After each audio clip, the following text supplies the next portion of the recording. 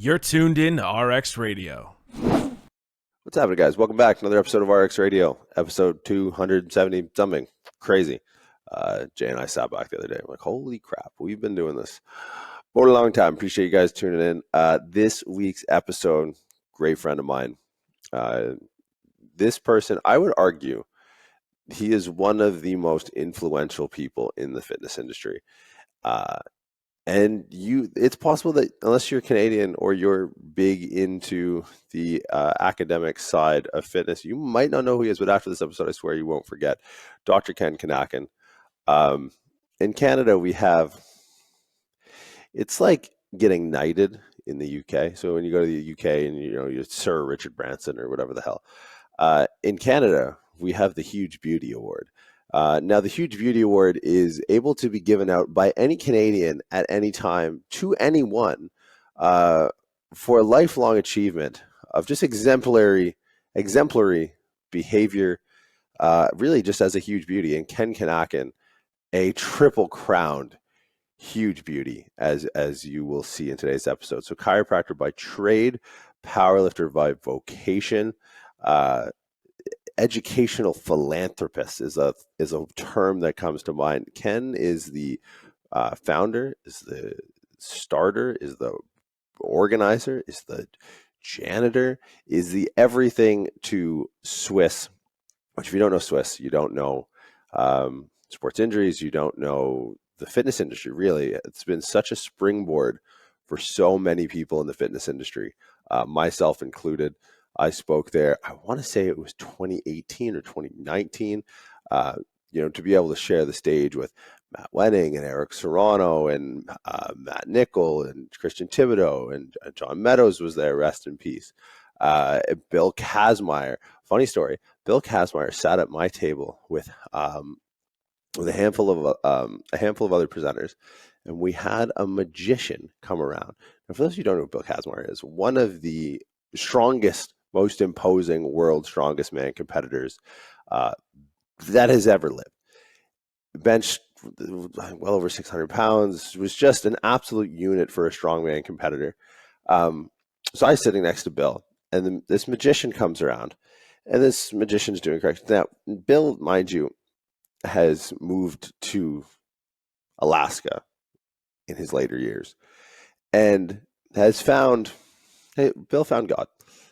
But he also found God on the palm of his hand. I remember Bill grabbed me at a seminar or at a expo once and showing me that there's two intersections on his palms that cross to make an X. I'm like, okay.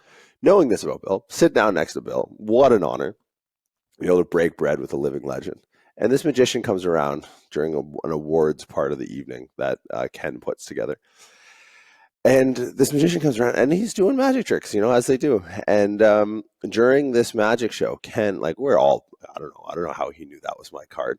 But Bill got a little bit upset and started claiming sorcery. And Bill, this newfound, I don't want to say newfound, but he was getting pretty upset, a little hot under the collar, little hot and bothered, if you will. Now, Bill's a big man to be upset. Bill's a strong man to be upset, and even retired 15, 20 years from strongman. Not a guy I want to get on his bad books about. So I literally had, because the magician thought he was just having a time. Another Canadian is having a time. And I was like, things about to go real bad for you there, Houdini. So I literally had to slip the guy a 20 and tell him to fuck off to the next table because Bill was going to beat the devil out of him. Literally, devil be gone. And it wouldn't have ended well. But that's all to say. That is one of 100 million memories that Ken has helped create through SWIS by bringing together, the best and the brightest and me for some reason. To talk about sports science, to talk about injury rehabilitation, to talk about supplementation, really a pioneer in the space. SWIS is something that since its last, luckily I was a part of the last one in person. Hopefully it will return. Ken Kinakin, huge beauty. So follow him on Instagram. Everything will be in the show notes. Ken's ability to bring people together and to bring the best out of them. When you watch this episode, you will know why that is the case. So huge thanks to Ken for coming on. Now, that being said, if you're in the Toronto area and you know Ken Kinakin and you know myself, we are going to be doing, not me and Ken, just a shitty segue at that. We're doing an upper body intensive at Pure Muscle and Fitness on May 14th, 15th, that's Saturday, Sunday. There are 6 tickets still available. So if you guys are interested, you want to come hang for 2 days at what I would argue to be one of the coolest gyms, if not the coolest gym in the world. So huge shout out to Dorian Hamilton and Noah Hamilton for that. Jordan Junta, myself, and Eric Bagara, Brandon Schultz, Killian Hamilton, to name a few. I believe Stu Locke will be gracing us with his presence. So we have 6 tickets still available for that. Payment plans are available as well. If you guys want to come hang, go through as much as you'd ever need to know about upper body training, the upper extremity, the rib cage, and all that fun stuff. It's going to be a hell of a time. We did a lower body intensive there in October, and it was mad. Hopefully we have some news on some sponsors for that event, so we'll have some stuff supplied to us for that weekend as well, so do stay tuned. But if you want to secure your seat, head on over to www.pre-script.com. It's going to be in courses under live courses. So you just hit the courses tab, scroll down, live courses.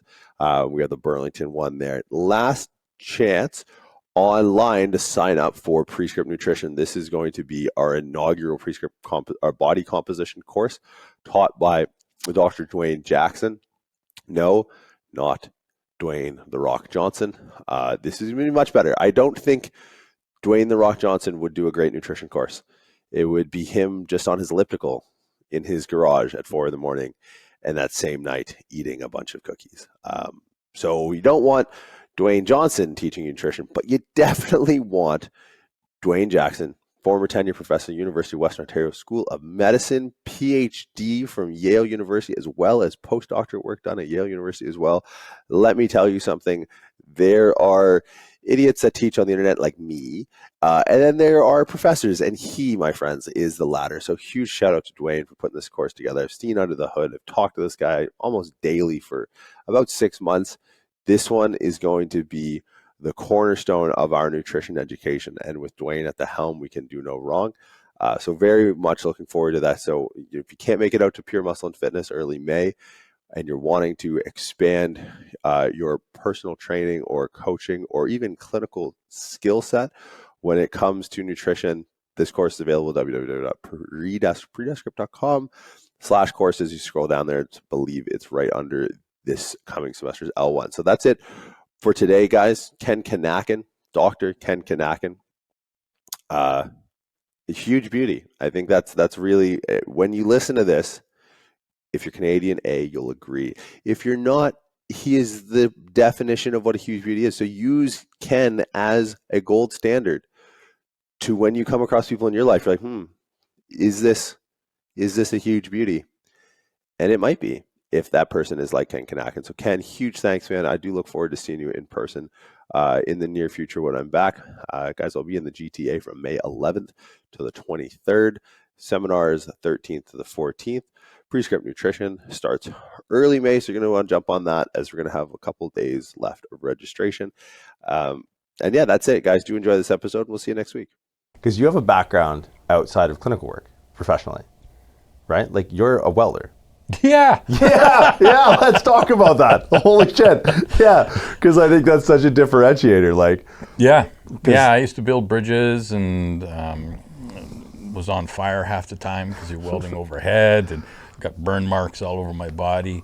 And so I actually went into welding to build weight training equipment, which I did. So I had a sort of side business called KWK Welding.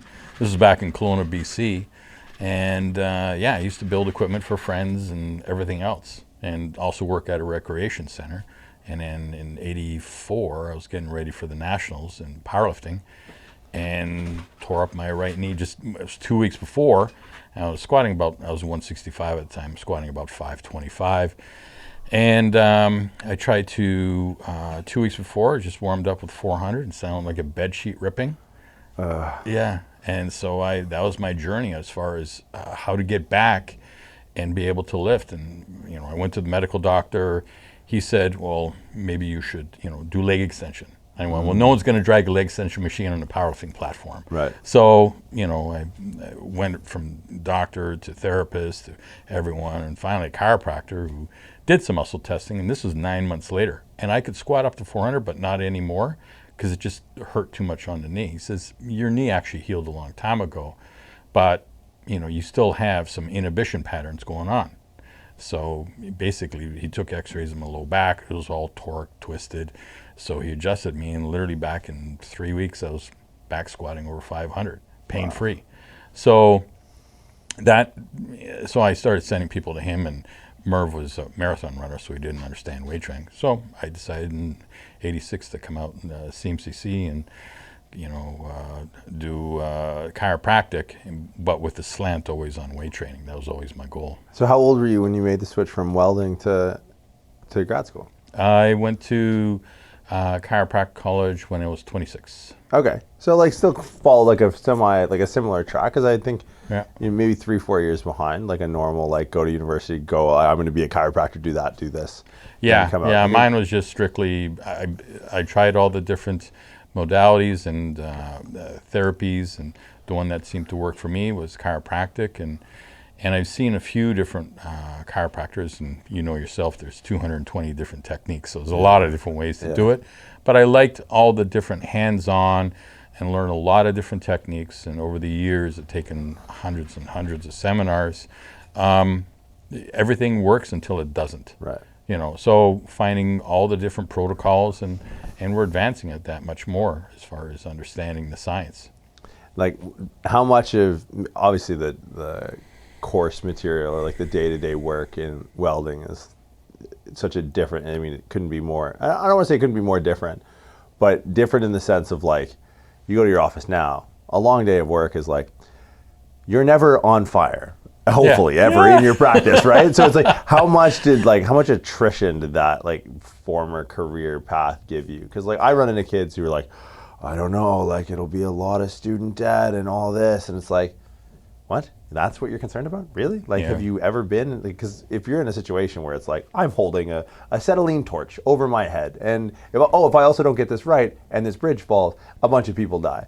Like, how much of your previous career just helped you get through some of the more mental side of like grad school and then going into practice? Like, did you feel a little bit more hardened with that experience? Yeah, because that was real work. Yeah. Like, you know, when I was this one, you know, the very first job that I had in this one welding facility is that they said, okay, we did pressurized pipes, so you had to grind out the inside of the pipe, so I would have to slide in. They'd have to tie a rope around my feet and push me in on one of those where you go underneath the car. Yeah. You know, so they would push me all the way in. I'd have to grind it out and weld this. And this is in the middle of the summer. So in Kelowna, it gets to about 90, 95 degrees. It's outside. It's heated, so it's probably 120 degrees inside welding, and no smoke is there. So it was just, I'm going, this is real work. This is real work, as opposed to, you know, spending time and learning. And I wasn't very smart. Like, you know, some of my friends, they actually were having bets that I wouldn't make it in. These are friends of yours? These were training partners. Oh, okay, fair enough. Friends and training partners, different IQ levels there. Yeah. Well, it was the same thing. Yeah, I guess so. Pot calling the kettle black over here. What are we doing? Yeah. So I just had to work hard, and you know, that's the main thing. That if you want it and you want it bad enough, you'll do whatever it takes. Yeah. Well, you see that with SWIS, right? Like before we started recording, it's like SWIS was fitness internet before the internet.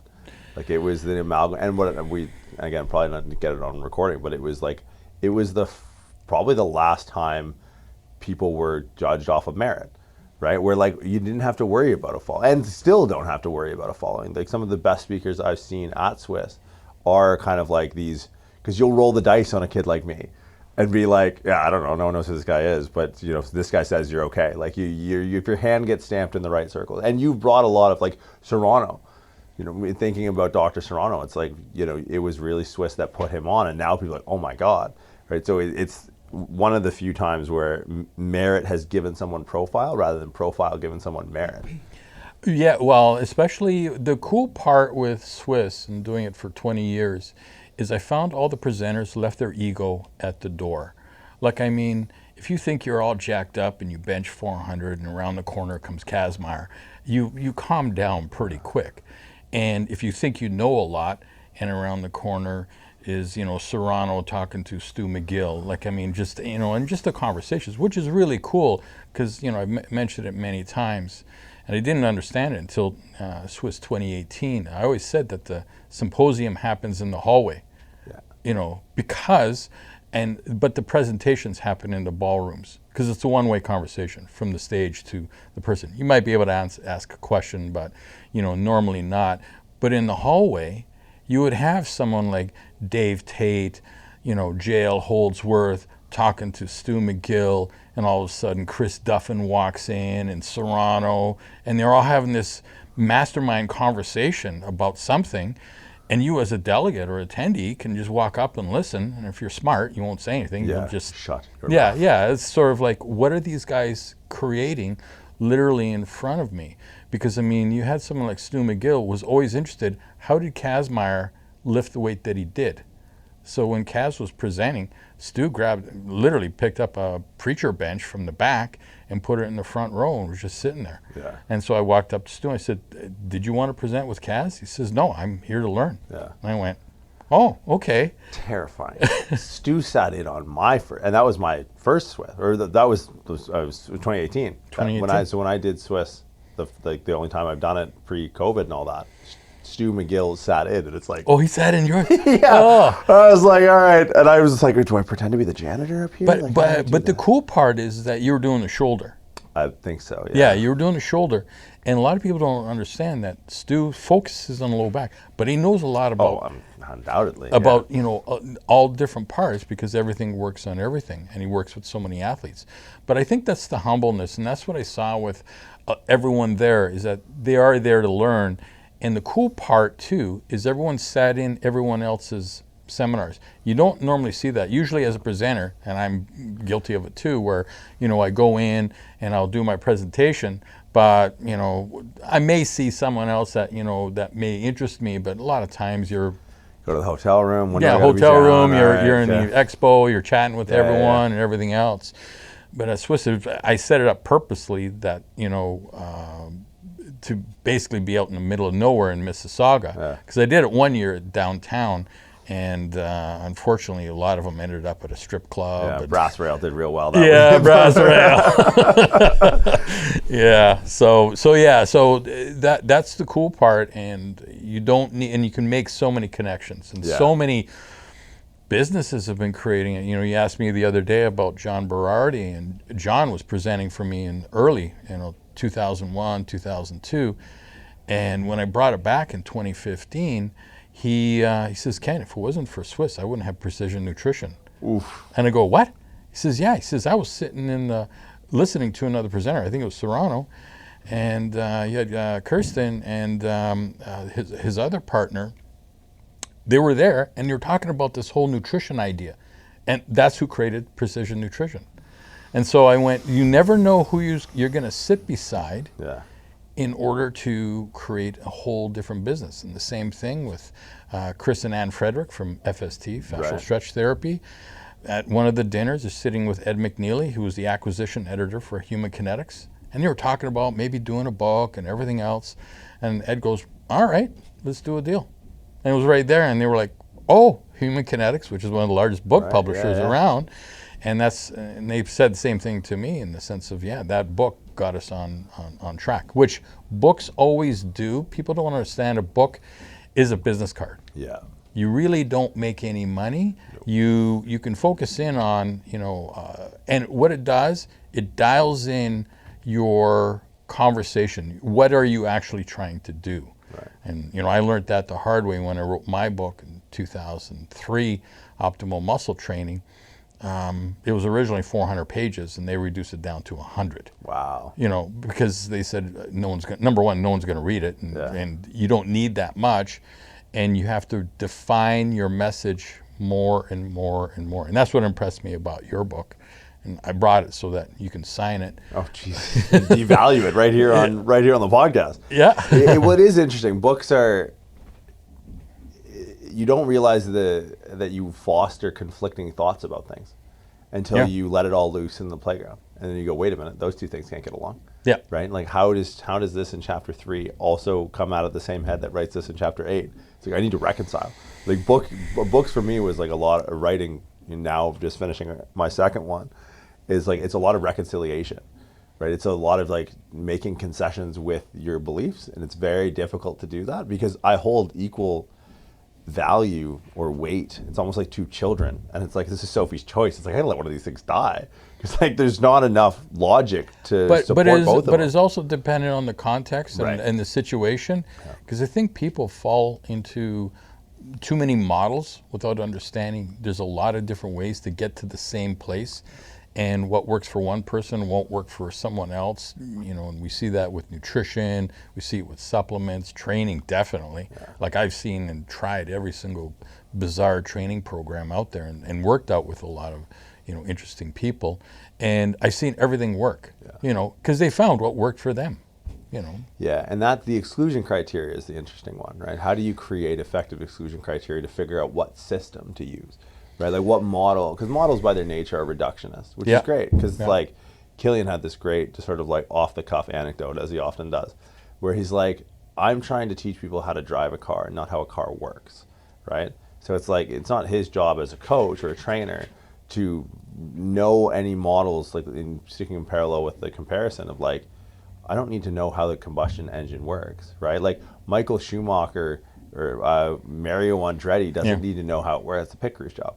Well, if you're a coach, if you're a trainer, you're teaching them how to drive, right? Like you're putting them behind the wheel. So like some models are better suited for others, and I think the real like art is figuring out like, okay, who's going to be a responder to which type of training, right? Yeah. Or like even setting exclusion criteria of like this is something that I've had to do in clinical practice, that I practice a certain way because it's almost like we talked about earlier, there's a value in specialization, right? So like I'm almost getting to the point where it's like NFL pre-post-op ACL is soon to be likely all I do. In 5 years, that'll likely be my super specialty. Which is what we need. Because no one is doing it. And it's what the injury needs. It literally needs one person to stare at it forever to figure it out, because it's so complex, right? And I think because we're so complex, it's like, if to try and be a generalist is to really be like the old jack of all trades, master of none, it's like, I don't even think it's possible to be a jack of all trades. No, right? No, Like and I think it's probably, because a lot of people ask me, how I'm just finished practice or school, whether it be, for a chiropractic or any other profession, or even as a trainer. Trainer's a little bit different because you can take a weekend course and you're a trainer. You don't even need that, but there really is no educational process. But from a chiropractic standpoint, the more that you can define exactly what you want, and you can turn your hobby into a profession. My hobby has always been powerlifting and weight training and everything else, and as soon as I got out, that's what I focused in on, and I started developing it and working with things. And it's fun because like the amount of books that I have on weight training and everything else is enormous, and the amount that I have on chiropractic is actually very small, right? Because I look at chiropractic as a modality, not an identity, which a lot of chiropractors do. Why do you think that is? I think because they're trying to become significant. And there's a significance with that. And it depends on what school that you actually go to. So certain schools are very, very focused on the principle and really getting to understand that whole ideology, especially in the States. Up here in Canada, it's not as much where you went to school. You were in California. Pretty lucky, yeah. Yeah, so I think more of the mainstream. You got the straights and the mixers, which I haven't heard those words in like 7 years. So That's for people crazy. that don't know what straights and mixers are, so you have, Jordan and I would be a mixer in the sense of we would use exercise, we would use, nutrition, we would use different modalities to try and help someone. Yeah. A straight is hands only, spine only, and that's all they focus in on. And, and the benefit of them is some of them are extremely good, like lights upper out. cervical. Lights out. unbelievable. Crazy. They're great at that, but the upper cervical is not going to do a whole lot if you blew out your knee on a heavy squat. Right. You have to treat the knee. Yeah. So adjusting C1 isn't going to fix it. You also have to fix the knee. Would it help? Sure, maybe a little bit, but the majority, and I think that's one of the challenges that we have. So, the ideology as far as becoming a specialist in that area and understanding the strengths and weaknesses of that. Did you have any, I would say blowback, but were you met with any opposition? Because resistance training I'm a physical therapist, really. If from the way I practice, more so using these, mixer principles, resistance training. Right. I found it a great benefit to be a chiropractor that thinks this way, because people I think like the adjunct of adjusting as part of a treatment plan. It's a modality. Yeah, and it's one that we spend a lot of time on. But even as a chiropractor who spends more time in the resistance training muscle sort of realm rather than just bone first, structure first, I was met with some blowback coming through school, even at a more progressive, understanding, forward-thinking school. What was it like having this mindset coming out of school when you were studying? Yeah, I had a lot of chiros go after me. Really? Oh yeah. They would actually even do it in the middle of seminars. That they would, we're all getting together and sharing, and it's we don't treat people, we adjust, and the vernacular of all that, and I'm like, what? But I was torn apart all the time. Oh yeah, by the straights, they always went after me. So, we had in Mississauga, we would have a meeting, and one friend, he was went at me, so I'm like, okay, whatever. So I want to present.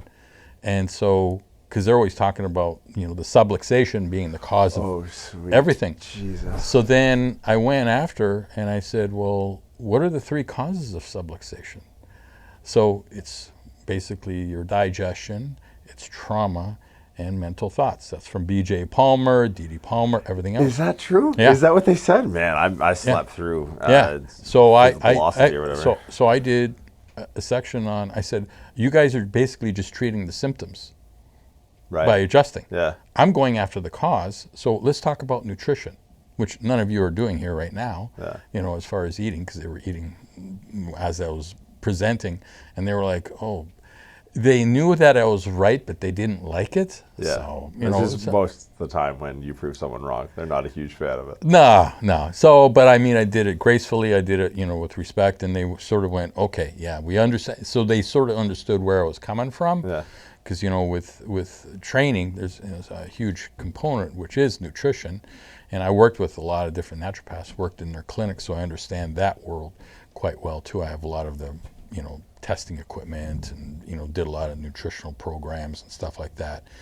And so my whole focus was that, let's try and advance it together. And that's all I tried to do at SWIS, is how do you get the fitness community to work with the healthcare community? Because you had trainers there trying to fix things, and they couldn't because they didn't have the skill set, the knowledge, or even understanding. And then you had doctors that were giving really bad, well-intentioned bad advice. Right. Don't squat, it's bad for the knees. That was that era, and it's not so much now, but just horrible information. So I thought, well, let's see what happens if I throw them all in the same room. It's hard enough to get strangers on an airplane to get along and behave, let alone having conflicting ideas. And it's one thing to have conflicting ideas. You can be a Republican and I can be a Democrat, and I don't care, because at the end of the day, that doesn't affect my bottom line, right? But to have conflicting ideas that exist in a competitive nature, not just conflicting, but competitive in the sense that if I think this and I can convince people that I think this, people will come see me and I will get paid. I will put food on my table, I will provide for my family. And then it's almost like a zero-sum game. Mm-hmm. It's almost like that's how the fitness industry, especially the fitness industry, seems like I can't eat without taking the food off of someone else's table.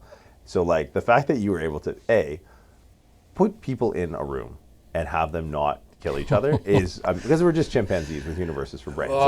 But then to also have that extra element of there are people that are going to speak this weekend, that will have dinner together on the Saturday night, that do not agree, and what they disagree on is primary to their existence. And like, yeah, fuck it, let's see what happens. And that's what I did. And the cool part, because we tried getting certain individuals together. So I'm a big fan of David Leaf, who's a chiropractor who does a lot of muscle testing, and also of Mike Leahy, who created active release technique. Right. Well, we couldn't get them together well, you're dealing with two alpha males that are giant egos and nice enough, but and so invited them both, and so when because Mike would put down muscle testing, Yes. and David didn't understand what Mike was doing, so he'd put that down. Right. And so when Mike was presenting, Dave's standing in the back. And I'm watching this, and I went, oh, okay. So he's getting educated as far as that, in a safe way of doing it. So he didn't have to sign up to Mike's seminar. Yeah.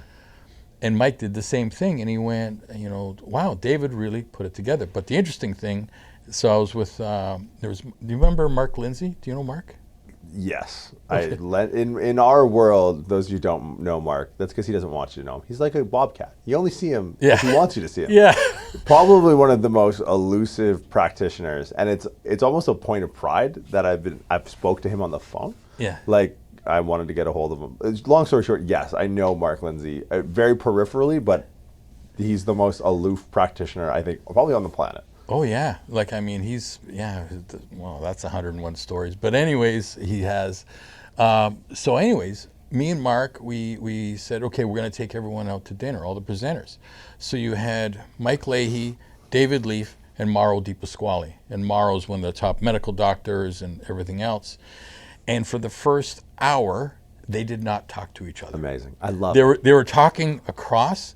So I'm looking at Mark and I went, what the hell? So anyways, I decided to start the conversation. I said, Mike, so explain active release. Like, what exactly are you doing? He did a deep dive on the calcium channels and stuff I've never even heard. I had to go back to the book and went, what the hell? Yeah. Really? Well, it's not just press your thumb in and just pull it? Like, I mean, he had it down biochemically, structurally, what he was actually doing as far as the fascia and why and everything else. And I went, oh, okay. And then I turned to Dave and I said, well, how does the percussor work? And the percussor is, Bob Fulford created the percussor, and it's a unit that basically, with fascia, whenever there's any inflammation, it's called myogelosis. And basically the fascia sometimes can thicken, inflammation. Right. So the percussor literally, through small amount, not the Theragun, which is too long of a stroke, the percussor at a high speed can literally change the fascia and go from a gel state to a sol state, more to a water state. So it just releases the fascia. And I went, oh. And I turned to Mauro and I said, Mauro, you got this injection combination. So he would get athletes and basically inject them wherever they had the actual injury. And he explained the biochemistry and everything else.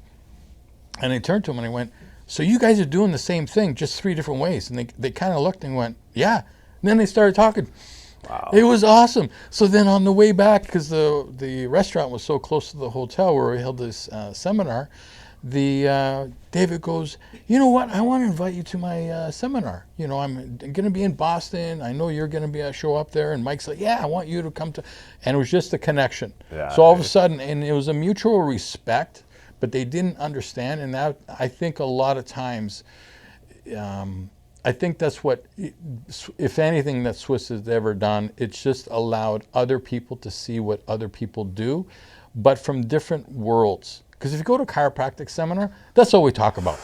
And if you go to a weight training seminar, that's all we talk about. But when you stick all of them together and then you throw nutrition and then you throw in drugs and you throw in rehab and then I bring in all the people that do all this weird shit as far as energy work, as far as using modalities, it's like, what? You can make scars disappear with the MPS dolphins? These what is what current? Microcurrent? It's micropoint stimulation, but it's at a DC current. And the whole thing is that you can go negative, positive, or biphasic. And a lot of times the skin, when it gets traumatized, so I've been able to make scars disappear, which is just, I got to start taking pictures because it's like, I don't believe this. Yeah. And you can do it if you have the right modalities. You can do it with acupuncture too, but you have to know what you're doing. Yeah. But with these units, it's unbelievable. And now they're using it for concussions. And it's the only unit in the world right now that is Health Canada approved to treat COVID-19. And so what they do is they put a clip onto your ear and then another one, a pad on your stomach, and it basically works on the vagal tone. So it changes the vagal tone. And what that does is decrease the cytokine storm, which anyone with COVID has, and then it'll decrease the likelihood of them having any type of ARDS, acute respiratory stress syndrome. Wow. So, and that was Health Canada approved. It's not a drug or anything else, and it's an actual modality, and you can use it. But I've seen it change people's lives as far as concussions.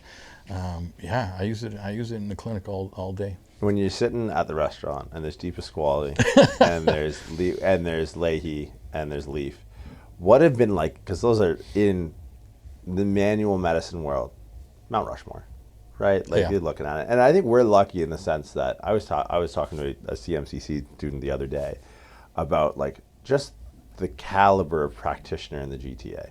Like I'm sure they're everywhere, but it's like you go down the list of, I've been lucky enough through various connections, SWIS being a huge driver of that, being able to speak with Mark, getting connected with Andy O'Brien, right? Just being a phone call away from Mark Fitzgerald, who's out in BC, he comes back. Who else do we have? Matt Nickel, right, just down the road. But you all got, Dr. Khan. Yeah, you got Tony Gallia. Like that's your ticket to the chocolate factory right there. And it's Mark Scappaticci, right? Have you met Scap? I haven't met him. Know of him. He was down in Niagara. Chris Klatchin's another one. Who's like, if you can catch him in the city and he's not on a private jet, it seems. But it's like they're that good. Yeah. Right. For you, what have been some other Mount Rushmore moments where you've like been in SWIS and you're looking and like, holy shit, like that's the Mount Rushmore of sport performance coaches, or that's the Mount Rushmore of competitive strength athletes? Like what have been some like name drop moments where you're like, this guy's talking to this guy, holy shit? I think the big one is when we did it in 2016 that I was with Dave Sandler. Do you know Dave? Yeah. So we were down at the Arnold, and I went, you know what, Dave? And Dave's always been such a great support, and he'd been trying to do the Arnold seminar for, many, many years, so we both understand that whole world. And I said, we actually have to talk about anabolic steroids. Yeah. And I said, but how do you do it, and how do you do it properly? And I said, would you be up for it? And he went, what? I was already on it. I said, what? He says, yeah, I'm on National Geographic. He said they had a whole thing, and I said, you know what? You want your son or your daughter on anabolic steroids so that they do win, So he was very, very adamant. He's been in the world for a long time. I said, well, let's make up a list of everyone that we can get, and we got Serrano and Victoria Felkar, Victor Prisk, and we got Brad Hull, who's in the military, Darren Willoughby, who's the single most jacked person I've ever met in my entire life. He's neck optional. Oh my God. How this guy backs out of the driveway is beyond me. He was my favorite because I was like, all right, this is who I want to learn from. Because like pedigree and the size of his hands. Yeah, he's PhD at Baylor. No big deal. Yeah. Have you heard of Baylor? Baylor's a good school. Yeah. I think I've heard of that. Wow. I remember a lawyer. What's his name? Rick Collins was on it. Got his card. And then I got I needed Natalie. No, that was in 2018. Okay, that was the year I was there. Yeah. So and I needed an athlete, and I thought, you know what? Who better to talk about this than Ben Johnson? So I found him in China. He was there, and he came in, and so it was there. And then half hour before we're putting it all together, I go out into the front lobby area where registration, you know what I'm talking about. So Kazmaier's talking to Dorian, which is bizarre in of itself. You want to talk about Mount Rushmore? Yeah. And these guys are good friends and everything else. So I walk up to Kaz, and Kaz goes, Dorian's pissed off at you. And I went, oh. And when you run SWIS, there's usually something happening every hour. So I go, why? He says, he's upset that you didn't invite him onto the steroid panel. And I went, so I look at Dorian, I said, do you want to go? He says, yeah, absolutely, I have stuff I want to say. And I turn to Kaz and I go, do you want to go on? He says, I'm not sure. I don't know if I have anything to say. I said, you don't have to say anything. You can just sit there.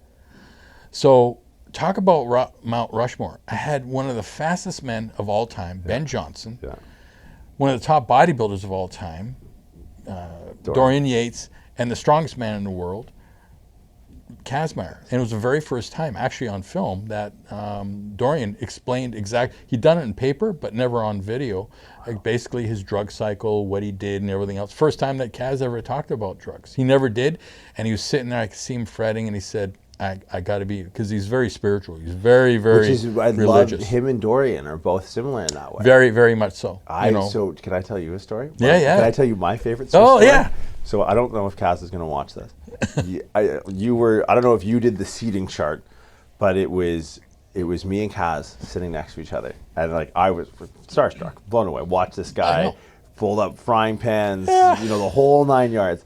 And I didn't know him outside of whenever they did World's Strongest Man, it was, in Mozambique or something like that. And I was a kid and there was Magnus Magnuson came up after him. And so I'm sitting next to this guy that I've watched on TV my entire life. But I didn't know the spiritual element. Yeah, very. So in SWIS 2018. 2018, yeah. One of the performers at dinner was a magician. Yes. Yeah.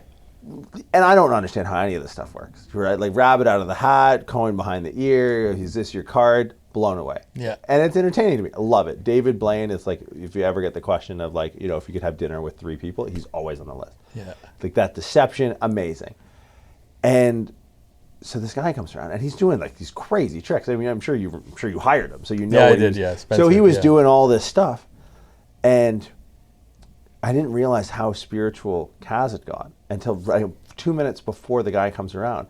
Kaz shows me his hands, and in the lines on both of his hands, dead center in the middle makes a cross on both of his palms. Stigmata. Right, and he sits and he was talking about this. I was like, oh man, this is the coolest conversation, because you never think this.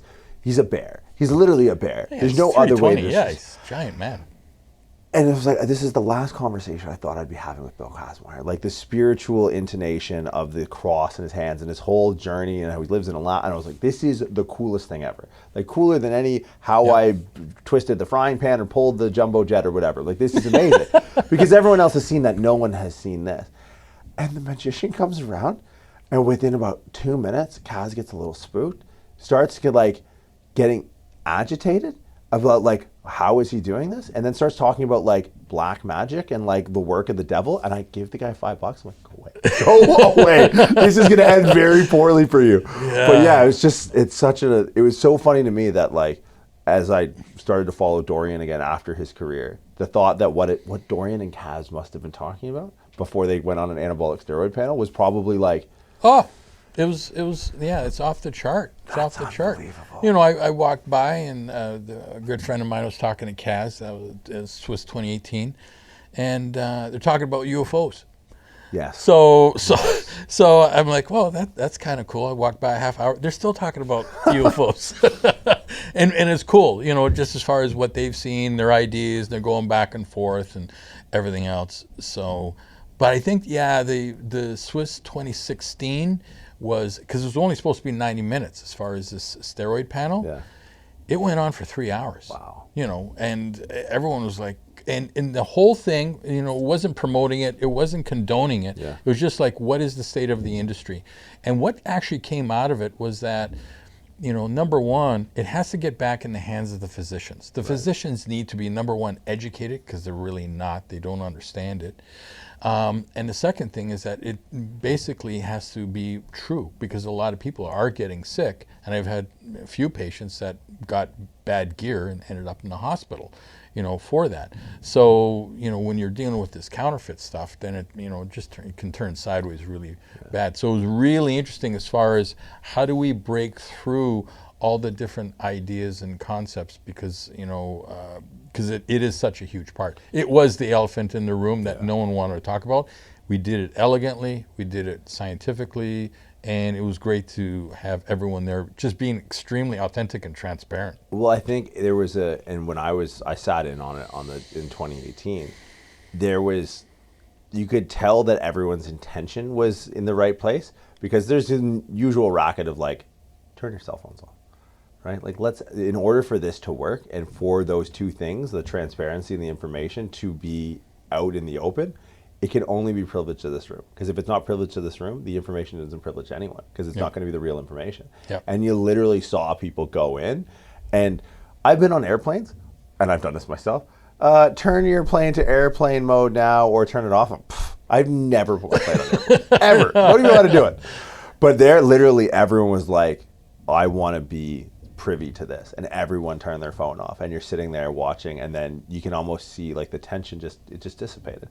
Right. And I remember like John was almost like, rest in peace, John was the John Meadows. He was kind of like proctoring the whole thing, and Thibodeau was there, and then there was a few females on the panel as well, Victoria being one of them, and then Willoughby and Collins, and it was probably one of the realest, because that was the closest thing to a conversation that a presentation was. Because I literally remember John said something, Serrano said something, and then that triggered something that Thibodeau said. I was like, what is happening here? Because that would just be hyperlinks in an article that you'd have to like link out, or go to a forum and some dodgy guy wrote something about an anathate cycle of this, and then you click to this other guy.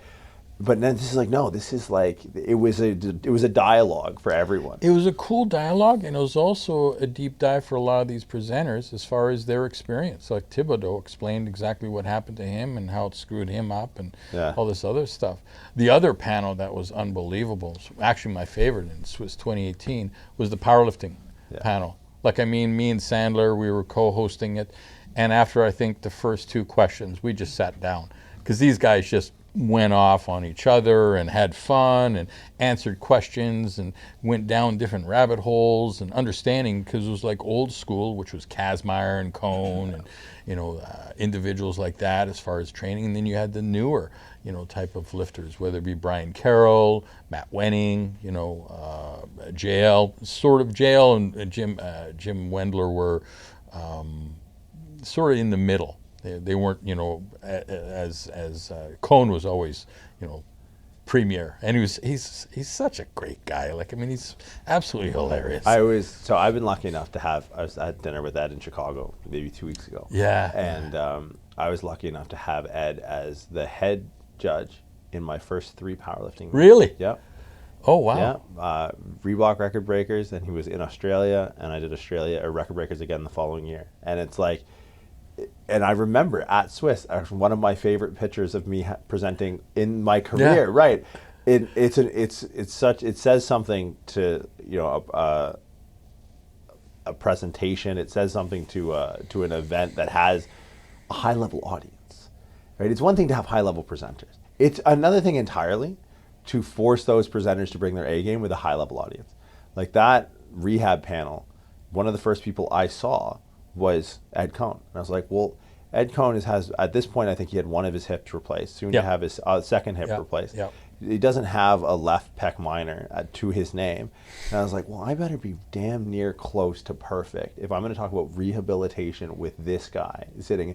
But he's also, it speaks to the caliber of people that it draws, not just from a skill set standpoint, that having Ed Cohn not only makes you better, but also made you more relaxed. Because I was literally like, I needed an example, I needed someone, and I didn't feel any type of reservation and be like, Ed, could you come up here? And so I'm doing a presentation at SWIS, and I have Ed Cohn's arm, and I'm just like talking about the long head of the bicep or something. And that put me at ease. That I was like, that was probably to this day one of the biggest presentations I've ever done volume-wise. Like that auditorium had a couple hundred people in there. Easy. And one of them, my stagehand, was the strongest guy ever and the nicest guy ever. Yeah, and that's the cool part with what I noticed with Kaz and Cohn and many of the presenters, that they're so approachable to anyone. Like in 2016, Dave Tate was there. And so he presented on the Friday. He talked about business and ideas and concepts. And then on the Saturday, he grabbed a chair and he put it in the CanFit booth. I gave CanFit a booth to help promote what they do. And he just sat there all day. And I went, so I said, what? Aren't you going to go see everyone? He says, I can go watch the videos. You're going to give me the videos, right? And I said, yeah, you get all the videos. He says, yeah, I can see all that. He says, but this is one of the few times that, and that's the brilliance of Dave.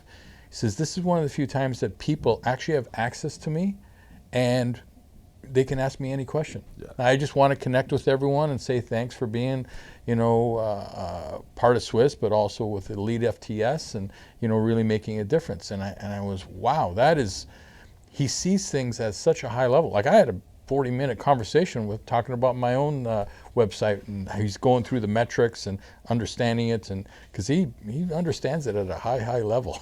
Well, the thing is, you'd have to, right? Like with him, and I know this personally, like just in what we've done in the last couple of years, like I'm the opposite of Dave. I'm everywhere because I think I have to be. So like, how smart must you be to be in London, Ohio, but to make a brand that's like world renowned? It's like, and in a place that you can't even find it. No, there's no signage. No, I drove by it every time. I think they're just shy of putting like that camo canvas on top of it, just so like you can't even see it from an airplane. I remember, and it was through SWIS that this connection was made. That I went to the S4 compound with John. I met John at SWIS, and it was literally it was February 2nd, 2019. And I went to John's house for the Super Bowl. Oh, wow. And he just invited me out because that's the kind of guy he was. Yeah. And then he's like, where do you want to train? I was like, it'd be really cool if we go to, it's like, yeah, it's about a 45-minute drive. Let's go. And I was like, so I drove with John and it was just me, John, and Dave. No. In the compound, like it was. Now, was that the old one? S4, the current one. Okay. Yeah. So, and we trained for, an hour and a half, John and I, and Dave just, was Overwatch, and we sat for 4 hours after, and like that's magic. It really, like I could cry thinking about it, because in my career, like if my career just somehow ended the next day, that's it. Yeah. I've seen and the stories, like you just couldn't, the old West Side days, and you can watch the documentary, but like you can't smell the chalk bowl in Elite as they tell the stories, and it's all just because I met John at SWIS. The next thing you know, I stayed at his house for 3 days with Mary and the kids, and then we were driving out, and then I got sponsored by Elite because of that. Yes. I started writing from Elite. Dave, I had messaged Dave probably once a year for about 6 years in his DM on Instagram. He was like, hey, I'm in first year chiropractic college. Can I write for you? I'm in second year chiropractic college. I'm in third year chiropractic college. I'm working at Apple. I'm a powerlifter. I know Dan Green. And then finally it was like, John just took me there, and we talked some shit about literally nothing to do with anything that I've ever written for them ever. It was like crazy old cycles from West Side and veterinary grade this and the other thing. Yeah. And then he followed me on Instagram, saw that I'd messaged him, was like, do you still want to do this? I was like, absolutely. Yeah, really? And that all started from SWIS. That all started just from meeting John just in passing in the hallway. And it's cool, man. Was he in his Ultimate Warrior gear? No, it was a year where he recorded the video, but he wasn't. I think he was wearing a blue shirt that had a donut in the center. Oh, yeah. If I'm not mistaken. Yeah. It's wild, because I think the archive of videos must be such an interesting thing for you to watch. Like, as I go back and flip through, like when you post the old Charles Poliquin ones. Yeah. Like that hits for me, because he's the reason I do what I do. Without a doubt, I started reading Poliquin when I started training. My training partner was like pretty switched on, and I was a 16-year-old lifting weights at A Good Life. I could have done anything and it would have worked, but like I wanted to do the best thing, and Charles would tell you what the best thing was. And so to watch those videos and like watch them, like Charles with hair, the Charles with hair videos are the craziest things in the world. And it must be so strange for you to like put up put it up on the screen and just go, even as you post on social media. It is, because, for a lot of obviously I wasn't there for all the presentations, but I would go from presentation to presentation to presentation just to make sure it was working good and everyone is happy, and also see how the presenters were presenting. And, there was Tom Balilla, and another one, I don't know if you know Tom. So he's a chiro. He was out of Massachusetts? New Jersey. He was New Jersey, and presented for me for a few times. And he unfortunately passed away this year also. So just seeing some of the different presenters, and the funniest one was Mel Siff. Well, everyone knows. Yeah, the name. so he was with Super Training, and Greg Roshkoff. Yeah, MAT. Yeah, MAT. Right. So those two got into it online.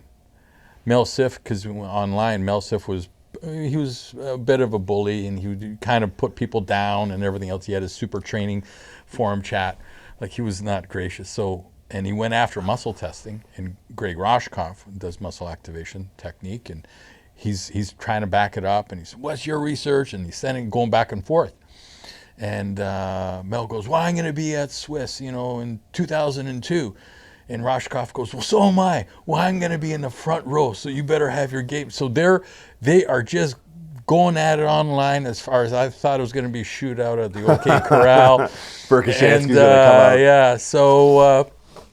So anyways, they because it was such a big event, I didn't really see any of their presentations. I popped in to make sure that it was going okay. But so then I took everyone to dinner at the Courthouse, which is a restaurant downtown Toronto. So it was 100 presenters. That was a scary bill. Anyways, come back 2 a.m, and it was downtown at the Hilton, and I walk in, and there's Roshkoff and Siff sitting at the front with probably a dozen empty beer bottles, and they're pounding and they're telling and laughing and everything else. And I walk up and I go, "Where's the shootout, the OK Corral? I thought you guys were going to duke it out." He says, "Yeah, I sat in and it made sense what he said." And I went, "Oh, so you guys are friends?" He says, "Oh, we're going to do some work together." And yeah, they were fine and everything. And I went, "Holy shit." So you never know, because online, I think that's the challenge. And maybe you can talk about that. So many people are trying to put their presentation and their ideas and all that, and you get attacked. I have to block and delete all the time because, if you want to attack me, fine. But if you attack any of the presenters, you're done. Like, Right. I mean, I'll shut you down. Yeah. Do you find the same thing online? I don't run into it. I don't know what it is. Maybe the climate's changing. Maybe I think it's like feeding the squirrels at the back door. Like, I don't give an inch. Like, there's every now and then an anonymous account will do something or say something, but I don't know. I haven't personally run into it. I think I've been brought up under a pedigree of people like that just didn't stand for it, that by association, like, I think a big part of my etiquette on social media was driven by Dan Green, which he probably doesn't know that. And sometimes it might not show it, but I learned how to train in Boss Barbell Club, right? So it's like, to me, it's the closest thing that you'll get to a Russian training hall. So it's, it was sanctimonious what we did, like on a Friday night. And I look back at this now, and this is kind of my memories of my career so far. And I look at it and go, there'd be nights where Dan Green, Andrew Herbert, Christy Hawkins, Emily Hu would all be there. I spotted it to this day, it was the cleanest squat I've probably ever seen. Andrew Herbert squatted 970 at 242. What? Right. And no one knows. And maybe there was a post on Instagram before Herbie had any followers. And it was like the one time it was like, not like there was ever, no, there were times where it was not okay to record things. And it wasn't until you had 50, 60 pounds over the current world record on your back in training. And there was you could have heard a mouse fart. But that's what it was. Like it meant something. So it had to, if people came in, and we're in a different facility now and it's a different time and a different market, but you just didn't, no one, what I would do purposely, I would make fun of Dan on his own post. And I'd be the guy handing him off on the bench. I'd be like, "This guy's bench sucks." And be like, people are like, "I will literally kill you." It's like, Dan's fans were not quiet about it. I'm like, dude, you see those pair of shoes in the background on the orange, that's me. I'm his chiropractor. I fucking practice 10 feet away. But I don't know. I've never run into any issues of it. I think it's large in part to trying to cover all my bases. And that's something that, if you look at someone like a Charles, and that's why I love Charles so much. And I think I've met people who've met him who, I always wish I've never met him. So that's, you never met Charles? Met him, ever. Oh, which okay. is they say don't meet your heroes. Yeah. Right. Yeah, and I think it's been, I would have loved to have meet them, like Ryan Fanley is someone that I've met at SWIS, and I've had great conversation with Ryan about the Poliquin days. Derek Woodsky, another person that I've met through that. But I just, and like Ryan's someone and Derek is someone where it's like there's a certain level of unfuckwithable-ness that Poliquin had, because it's like you couldn't corner him. And I think that's something that I've always been weary of, because it's always concerned me. Like, I remember posting my first YouTube video with Craig Capersa, who was a bodybuilder from California. He was from New York. We were living in California. And I didn't sleep for 3 days. All I did was refresh his YouTube channel. It was like, did the mean internet people say something? And then there's like, it's almost like, it's like the London Blitz. It's like the more the bombs went off around you, but you weren't dead. The more resilient and brash you became. So it's like, I'm at a point now where the business remains, my psyche remains. So things come and go, and I don't really register. But I also think that you've put up such a good overview of your personality that, listen, if you're going to say something, you better be ready. Yeah. Because it's not going to end well. The odd part now is that a lot of the infighting is between other academics, which previously, and like to some of your cases or some of your stories, that was the case. But I think the majority of it coming up was like angry people on the internet yelling at person who is saying something. I was like, okay, now it's people are saying something, yelling at other people for saying something. And it's like, that to me is like, I don't want to create barriers to it, because I think social media can be a really useful tool to work out these ideas, to reconcile. Like, I can start a podcast talking about one thing and then completely flip my stance of it as I've logic and thought my way through it in 45 minutes to an hour and a half. So it's like, I don't want to take that away from someone by making it like a scary prison ground where like the way to the top is grabbing the biggest guy in the yard and then punching him over the head with a peer-reviewed journal or something. Yeah. Like, well, this research says you're dumb. It's like, well, okay. Yeah. So it is a lot of like you get what you put out, like you attract your, like you sort of attract. I mean, it's law of attraction in the sense that whatever you put out is going to kind of come back. So I just don't entertain it. I see it. It's just not for me. Yeah. I just put out good information that I think would be useful for people, and small little clips, and try and educate people the best that I can through the online, and I spend time, because I do all my own editing and put in the captions and everything else of that nature, and still just trying to understand the social media, because I didn't really grow up with it. Well, I did, but I didn't, and so I had to learn it, and it's not necessarily my personality. But it's because you're so good at the in-person, and that's like the divide. That's like almost the trade-off. It's like, I know people who are great at social media, who the podcast that we've done with them is 27 minutes. Because this is just sitting around, and we would have we had a similar conversation on the bench outside, and we could have just put mics there, and that could have been the whole thing. But it's tough, because to capture that, and I think that's why, I guess, kind of one of my questions that I wanted to close with is, like, SWIS coming back live. What's the plan for that?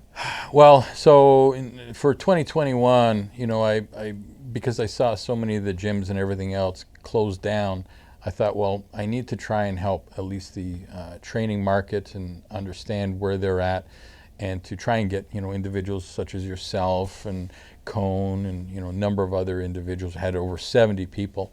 I did that over 8 weeks, which was, I got burnt out doing it.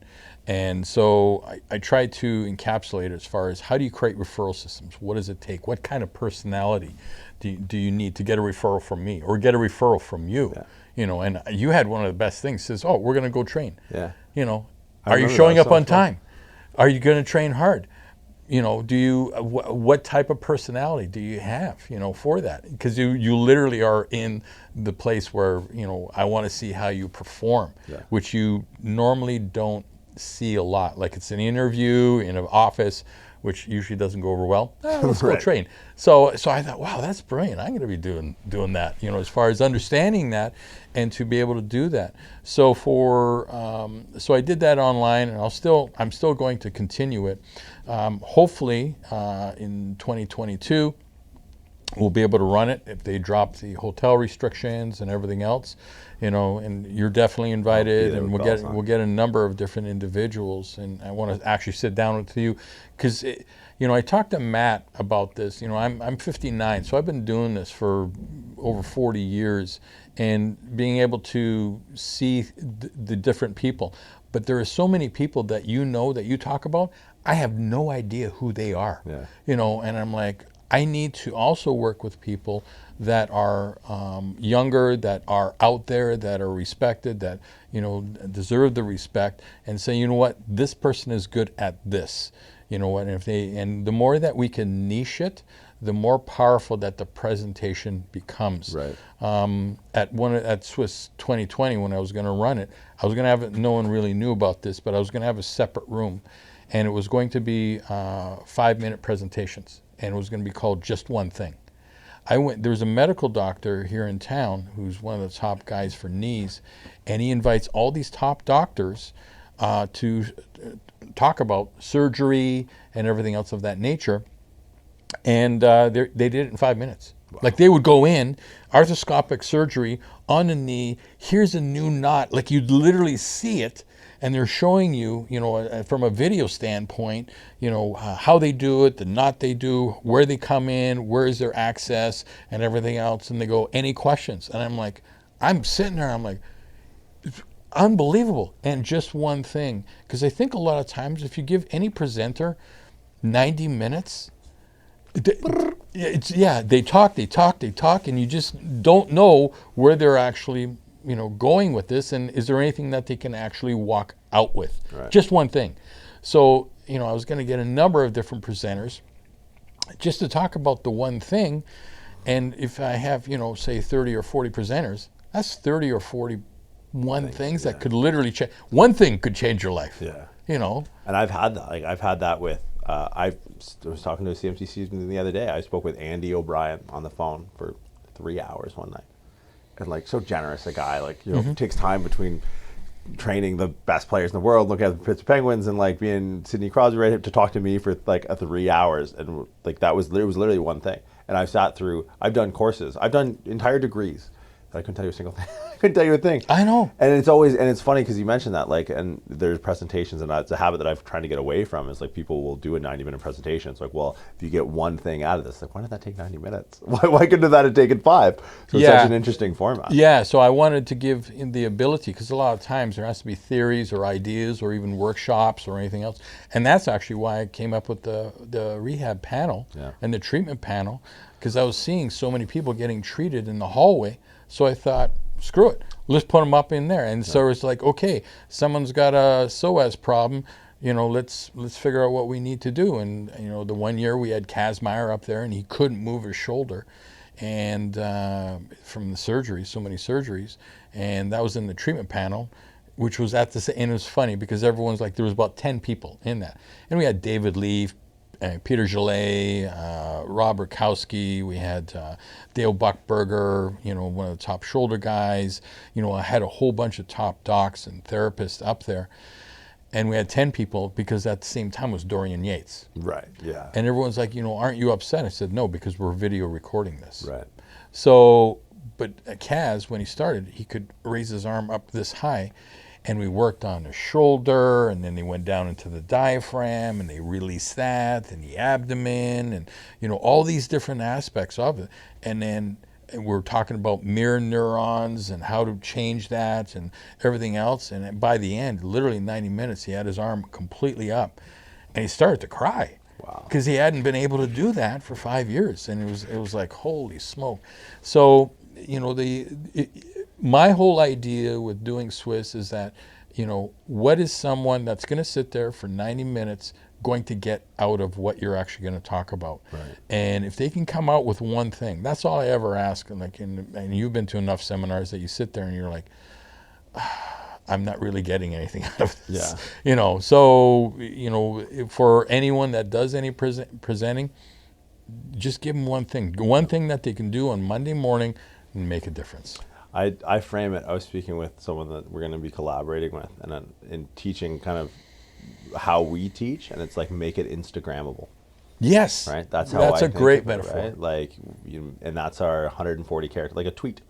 How could we summarize it in a tweet? Because it's like, why are cupcake shops more successful than personal trainers? It's like they put like a neon sign on the wall, and they put like a bunch of leaves and shit, and it's like they take a picture every time they're there. Yeah. It's like, well, can every slide be Instagrammable, right? Can every lecture have that, one take? So because that's where these ideas get fleshed out, right? They get fleshed out in the court of public opinion. And it's like, this is. And with presentations, it doesn't just have to be just one concept. You can have 50 good ideas, and dependent on the skill, the knowledge, the experience of the person sitting in the presentation. Because I've been to David Leaf's seminar. I have taken 120 weekend seminars over the years with David Leaf, and I told David that. And he says, well, either I'm really good or you're really stupid. That seems like a David answer. And I went, well, I'd rather go with the former. Right. But every time I went there, it was a refinement of my technique on how to do it. And also, he would say something that I went, oh, I've heard it before, but it never made any sense. And the same thing with Tony Robbins. I've been to dozens and dozens of Tony Robbins seminars, and 80% of a seminar is usually the same, but I'm in a different place. Right. So in my life, relationship-wise, financially, emotionally, physically, everything else. So what he'll focus in on, I'm like, oh, okay. Yeah. And, I've seen certain people that they get one thing and they walk out of the seminar and they're done.